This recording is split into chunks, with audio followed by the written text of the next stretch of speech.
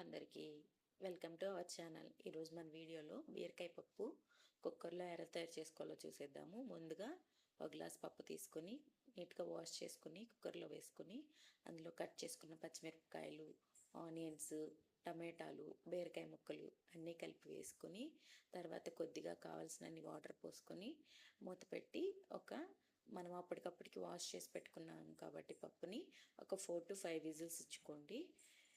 So whistles ఇచ్చుకున్న తర్వాత కుక్కర్ని open చేసి ఎక్సెస్ వాటర్ ఉంటే ఏదైనా బౌల్లోకి తీసేసుకొని అందులో కొద్దిగా పసుపు, కొద్దిగా సాల్ట్ వేసి పప్పు గుత్తితో ఎన్నించుకోండి.